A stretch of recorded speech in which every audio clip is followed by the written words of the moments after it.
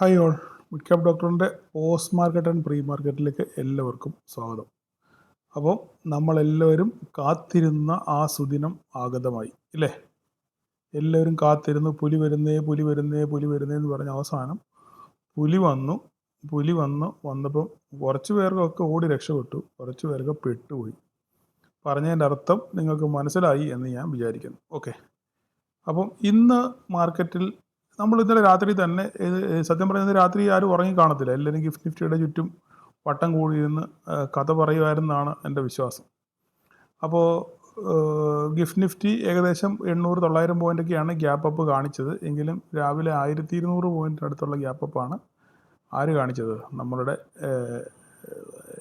Nifty കാണിച്ചത്. ഏകദേശം നോക്കിക്കഴിഞ്ഞാൽ 26 നമ്മൾ വരച്ച അതേ വര നോക്കി, ആ വരയെ തന്നെ 26,340 എന്ന് പറഞ്ഞൊരു വരയെ തട്ടിയാണ് മാർക്കറ്റ് നേരെ താഴോട്ട് പോരുന്നത്. ഇതിപ്പം മാർക്കറ്റിൻ്റെ ചരിത്രത്തിൽ തന്നെ ഏറ്റവും വലിയൊരു ക്യാൻഡിലാണെന്ന് വേണമെങ്കിൽ പറയാം. ഏകദേശം എത്ര ഉണ്ട്? 340 മുതൽ ഏകദേശം 800, ഒരു 200, 300, 540 പോയിൻറ്റിൻ്റെ ഒരൊറ്റ ക്യാൻഡിൽ. നിഫ്റ്റിയിലൊക്കെ വളരെ അപൂർവമായിട്ടുള്ള ക്യാൻഡിലുകളായിരിക്കും ഇങ്ങനെയുള്ള ക്യാൻഡിലുകൾ. 540 ഒരൊറ്റ ക്യാൻഡിൽ നിഫ്റ്റിയുടെ ചരിത്രത്തിൽ തന്നെ ഒരു പക്ഷേ ആദ്യമായിരിക്കും.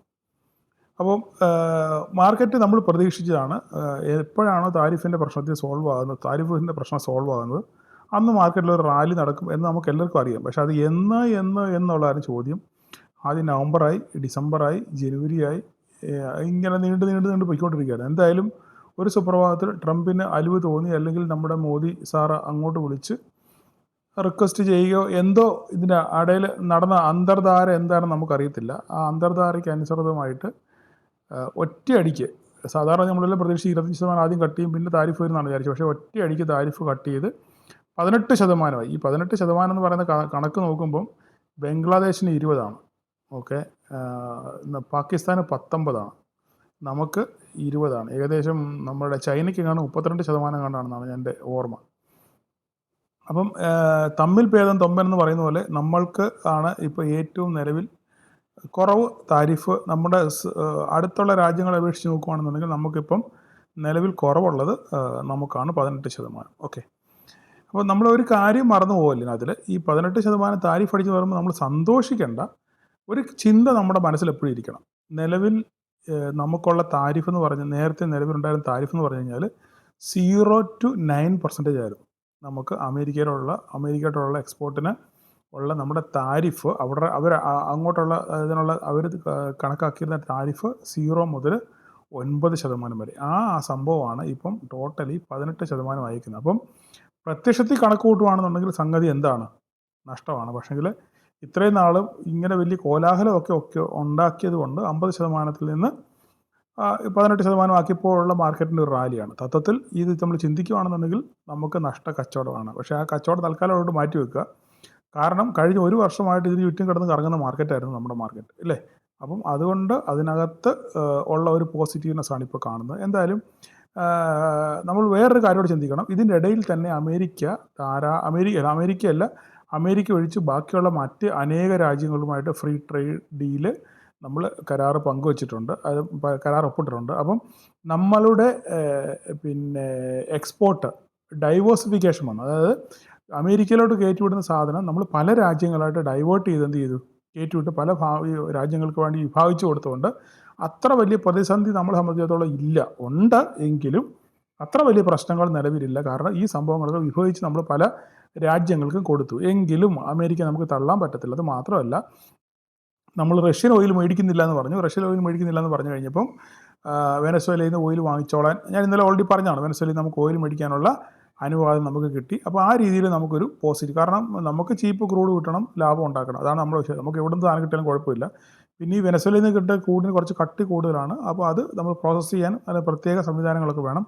ആ സംവിധാനം നമ്മുടെ റിലയൻസിനുണ്ട്. ഓക്കെ, അത്ര മാത്രമേ തൽക്കാലം അതുകൊണ്ട് ചിന്തിച്ചാൽ മതി. അപ്പം ടെക്സ്റ്റൈൽ സെക്ടറിനാണ് ഏറ്റവും ഇതുകൊണ്ട് ഗുണമുണ്ടായിരിക്കുന്നത്. ഇന്ന് നമ്മുടെ കിറ്റെക്സ് ഒക്കെ UC അടിച്ചു, ഇല്ല, 20% UC അടിച്ചു. ഞാൻ ഈ കാര്യങ്ങളൊക്കെ വളരെ ക്ലാസ്സിലും മറ്റ് സ്ഥലങ്ങളിലൊക്കെ ഞാനിത് പറഞ്ഞിട്ടുണ്ടായിരുന്നു, ഇങ്ങനെയുള്ള കാര്യങ്ങൾ.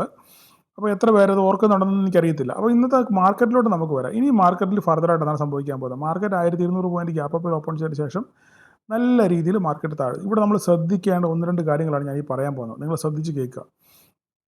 മാർക്കറ്റ് ഞാൻ രാവിലെ വോയിസ് ഇട്ടപ്പോൾ തന്നെ ഞാൻ പറഞ്ഞു മാർക്കറ്റ് എത്ര ഗ്യാപ്പിൽ ഓപ്പൺ ചെയ്ത് കഴിഞ്ഞാലും മാർക്കറ്റ് താഴോട്ട് ഇറങ്ങി വരും എന്ന് ഞാൻ പലരോടും പറഞ്ഞു. പലരും എമോ ഇട്ട് ട്രേഡ് എടുത്തവരുണ്ട്, അവർക്ക് പ്രോഫിറ്റ് കിട്ടിയവരുമുണ്ട്. ഓക്കെ, അതൊക്കെ കിട്ടിയവരും നിങ്ങളുടെ മിടുക്കെന്ന് പറയാൻ മാത്രമേ പറയാൻ പറ്റത്തുള്ളൂ. എനിക്ക് വലിയ കഴിവൊന്നുമില്ല, എൻ്റെ കഴിവല്ല, നിങ്ങളുടെ കഴിവാണ് ആ ട്രേഡ് എടുത്തത്. ഓക്കെ, മാർക്കറ്റ് താഴോട്ടിറങ്ങിയതിന് ശേഷം മാർക്കറ്റ് പിന്നെ ഡ്രാസ്റ്റിക്കായിട്ട് പൊട്ടിയില്ല.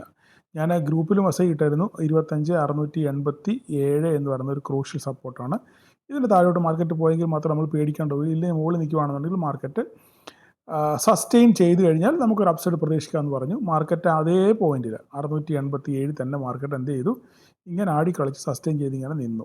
ഓക്കെ, ഇവിടെ നമ്മൾ ശ്രദ്ധിക്കേണ്ട ഒരു കാര്യം, നമുക്ക് നമ്മുടെ ഹെവി വെയിറ്റേജ് സ്റ്റോക്കുകളെല്ലാം എടുക്കാം. ഹെവി വെയിറ്റേജ് സ്റ്റോക്കുകളെല്ലാം എടുത്തു കഴിഞ്ഞാൽ നമ്മളിവിടെ ശ്രദ്ധിക്കേണ്ട ഒരു കാര്യം, വളരെ പ്രധാനപ്പെട്ട സംഭവം ഞാൻ പറഞ്ഞുതരാം. ഇവിടെ നമ്മൾ ശ്രദ്ധിക്കേണ്ട കാര്യം, നമുക്ക് റിലയൻസിന് എടുക്കാം.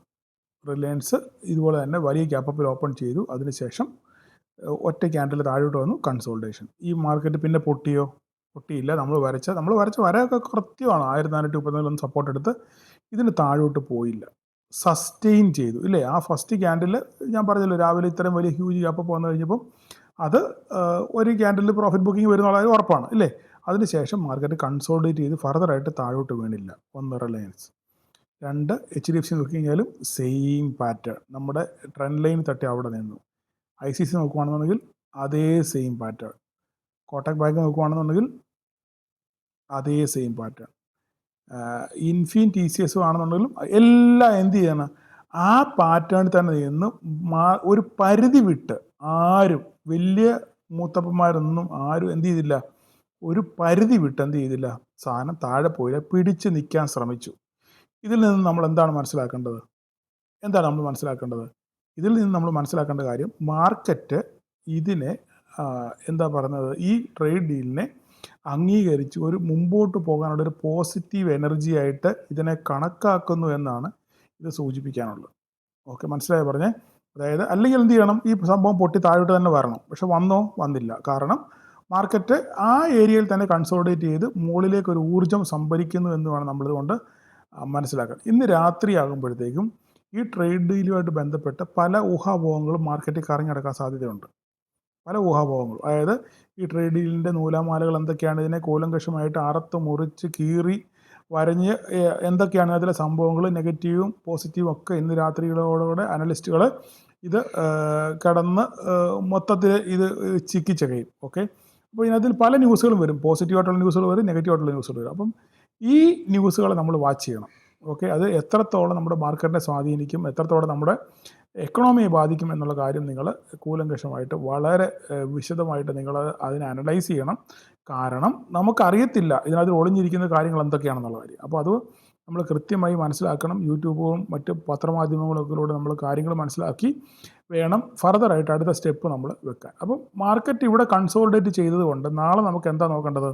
നാളെ നമുക്ക് ഈ വരയൊക്കെ കാണുമ്പോൾ നിങ്ങൾ ബോധം കെട്ട് വീഴും കേട്ടോ. ഇത് ചെറുതായിട്ട് വരച്ചേക്കുന്നതാണ് ഇങ്ങനെ തോന്നുന്നത്. വലിയതായിട്ട് വരയ്ക്കുകയാണെന്നുണ്ടെങ്കിൽ ഇത് വലിയ വലിയ സംഭവങ്ങളാണ്. ഓക്കെ, അപ്പോൾ അതുകൊണ്ട് നിങ്ങൾ ചെറിയ വര കണ്ടിട്ട് നിങ്ങൾ പേടിക്കേണ്ട കാര്യമില്ല, നിങ്ങൾ മാർക്ക് ചെയ്ത് വെക്കുക.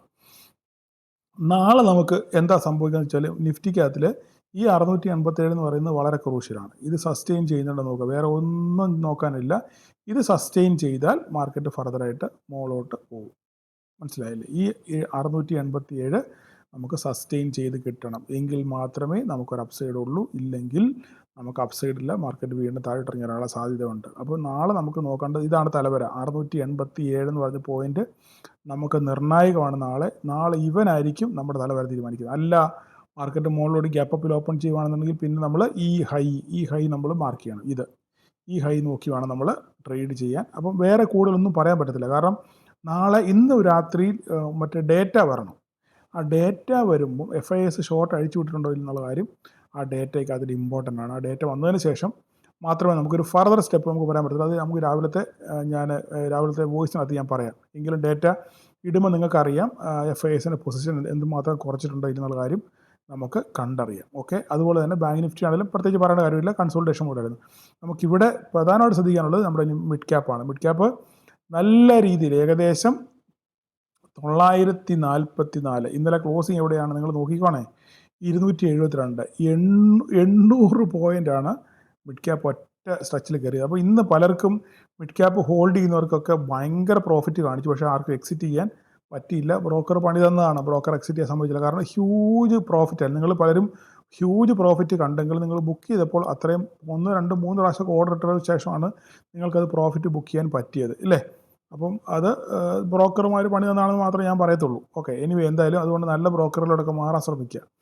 ഈ കാശ് ലാഭത്തിന് വേണ്ടി പല ബ്രോക്കർമാർ ഈ ഡിസ്കൗണ്ട് ബ്രോക്കറിലൊക്കെ പോകുമ്പോൾ ഇതിൻ്റെ കുഴപ്പമെന്ന് പറഞ്ഞു കഴിഞ്ഞാൽ ഇങ്ങനെയൊക്കെയുള്ള പ്രശ്നങ്ങളുണ്ടാകും. ഓക്കെ, അതുകൊണ്ട് നിങ്ങൾ നല്ല ബ്രോക്കറെ തിരഞ്ഞെടുക്കാൻ ശ്രമിക്കുക. അപ്പോൾ ഇന്ന് മാർക്കറ്റ് ഈ പറഞ്ഞ പോലെ തന്നെ താഴോട്ട് ഇറങ്ങി വന്നു, ഇല്ലേ? ഇറങ്ങി വന്ന് ഏകദേശം 944, 950 കൂട്ടിക്കോ, 950 നിന്ന് ഏകദേശം 585. അപ്പം 500, 950 ആയപ്പോൾ 450, ഏകദേശം 400 പോയിൻറ്റോളം, ഒരു 400 പോയിൻറ്റോളം മാർക്കറ്റ് താഴോട്ട് ഇറങ്ങി വന്നു. താഴോട്ട് ഇറങ്ങി വന്നതിന് ശേഷം മാർക്കറ്റ് ഇവിടെ കൺസോളിഡേറ്റ് ചെയ്യുമായിരുന്നു. അപ്പോൾ ഞാൻ പറഞ്ഞു, റാലി നടത്തുകയാണെന്നുണ്ടെങ്കിൽ മിടുക്കനായിട്ട് പോകുന്ന ആരായിരിക്കും? മിഡ് ക്യാപ്പ് ആണെന്ന് ഞാൻ നേരത്തെ പറഞ്ഞു, അല്ലേ? അപ്പോൾ ഇനിയിപ്പോൾ നാളെ നമുക്ക് ഈ പറയുന്ന പോലെ തന്നെ ചിന്തിക്കാനുള്ള കാര്യം 13,587 ആണ്. ഈ 587 സസ്റ്റെയിൻ ചെയ്തെന്ന് നോക്കുക, അല്ലെങ്കിൽ ഈ ലോ സസ്റ്റെയിൻ ചെയ്തെന്ന് നോക്കുക. അതിനുശേഷം മാർക്കറ്റിൻ്റെ ദിശ എങ്ങനെ നമുക്ക് തീരുമാനിക്കാൻ പറ്റത്തുള്ളൂ. ഞാൻ പറഞ്ഞല്ലോ, ഇന്ന് രാത്രിത്തെ ഡേറ്റയുടെ വന്നതിന് ശേഷം മാത്രമേ നമുക്ക് നാളത്തെ മാർക്കറ്റിനെ പറ്റി ഒരു ക്ലിയർ പിക്ചർ കിട്ടത്തുള്ളൂ. ധാരാളം പേര് അപ്രീസിയേഷൻ അയച്ചു.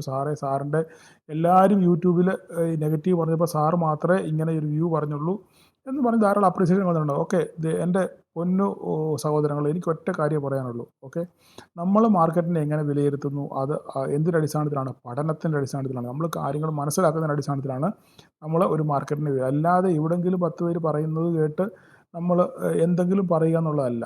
മറിച്ച് കൃത്യമായിട്ട് മാർക്കറ്റിനെ നമ്മൾ വീക്ഷിക്കുന്നു, നിരീക്ഷിക്കുന്നു, നടക്കുന്ന സംഭവങ്ങൾ നമ്മൾ മനസ്സിലാക്കുന്നു, അതിനനുസരിച്ച് വിശകലനം ചെയ്യുന്നു. അതിനുശേഷം അതിൻ്റെ ഔട്ട്പുട്ടാണ് നമ്മൾ ഇവിടെ പങ്കുവയ്ക്കുന്നത്. ചിലപ്പോൾ തെറ്റാകാം, ചിലപ്പോൾ ശരിയാകും. എങ്കിലും നമ്മൾ കണ്ടെത്തിയ സാധനം നമ്മൾ പബ്ലിക്കായിട്ട് പറയുന്നു. ഓക്കെ, പൊങ്കാല പ്രതീക്ഷ കൊണ്ട് തന്നെയാണ് നമ്മളത് പറയുന്നത്. അപ്പം ഈശ്വര കാരുണ്യത്താൽ അതൊക്കെ ശരിയായി വരുന്നു. അതിന് നന്ദി ഈശ്വരനോട് മാത്രമാണ്. ഓക്കെ, പിന്നെ നിങ്ങളുടെ എല്ലാം കട്ട സപ്പോർട്ടും. ഓക്കെ, ഇത്ര മാത്രമേ ഉള്ളൂ പറയാൻ. ഇന്ന് രാത്രിയിൽ ഈ ട്രേഡ് ഡീലിനെ പറ്റി ധാരാളം ഡിസ്കഷൻ നടക്കാൻ സാധ്യതയുണ്ട്. ആ ഡിസ്കഷനൊക്കെ നിങ്ങൾ നോക്കി മനസ്സിലാക്കുക. ആർട്ടുകളൊക്കെ വരുന്നത് നിങ്ങൾ വായിച്ച് മനസ്സിലാക്കാൻ ശ്രമിക്കുക. മണി കൺട്രോളൊക്കെ, എക്കണോമിക് ടൈംസൊക്കെ നിങ്ങൾ നോക്കി മനസ്സിലാക്കാൻ ശ്രമിക്കുക. എന്തൊക്കെയാണ് ഇതിനകത്തിലെ നൂലാമാലകൾ എന്നുള്ളത്. അതിനനുസരിച്ചായിരിക്കും മാർക്കറ്റിൻ്റെ മുന്നോട്ടുള്ള പ്രമേയാണ്. പോസിറ്റീവ് ആണെന്നുണ്ടെങ്കിൽ 26,000 നാളെ തന്നെ അടിക്കാനുള്ള സാധ്യത വളരെ കൂടുതലാണ്. നാളെ വേണമെന്നുണ്ടെങ്കിൽ 26,000 ടച്ച് ചെയ്യാനുള്ള സാധ്യതയുണ്ട്. എന്താണ്? മാർക്കറ്റ് വേറെ പ്രശ്നങ്ങളൊന്നുമില്ല, പോസിറ്റീവ് സെൻറ്റിമെൻറ്റ്സ് ആണെങ്കിൽ 26,000 അടിക്കാനുള്ള സാധ്യത വളരെ കൂടുതലാണ്. എന്തായാലും നാളെ നമുക്ക് ശേഷം കാഴ്ചയിൽ എന്ന് പറഞ്ഞ പോലെ നാളത്തെ കഥ നമുക്ക് നാളത്തെ മാർക്കറ്റിൽ അറിയാം. ഓക്കെ, ഇന്നത്തെ രാത്രിയിൽ ഡേറ്റയുടെ വന്നു കഴിയുമ്പോഴത്തേക്കും നമുക്കൊരു ക്ലിയർ പിക്ചർ കിട്ടും. അപ്പോൾ ഇത്രയൊക്കെ ഉള്ളൂ എന്ന് പറയാൻ. അപ്പോൾ എല്ലാവരോടും വേറെ കൂടുതലൊന്നും പറയാനില്ല. അപ്പോൾ എല്ലാവരോടും ഞാൻ രാവിലെ പറഞ്ഞിരുന്നു, നിങ്ങൾ ഉള്ളവരൊക്കെ പിന്നെ രാവിലെ തന്നെ ബുക്ക് ചെയ്യണമെന്നൊക്കെ പറഞ്ഞിരുന്നു. എത്ര പേര് ബുക്ക് ചെയ്യുന്നതൊക്കെ നമുക്ക് അറിയത്തില്ല. എന്തായാലും നിങ്ങളുടെ കമൻറ്റുകൾ നിങ്ങൾ രേഖപ്പെടുത്താൻ മറക്കരുത്. അപ്പോൾ എല്ലാവർക്കും നാളെ ഒരു പ്രോഫിറ്റബിൾ ഡേ ആശംസിക്കുന്നു. Thank you all.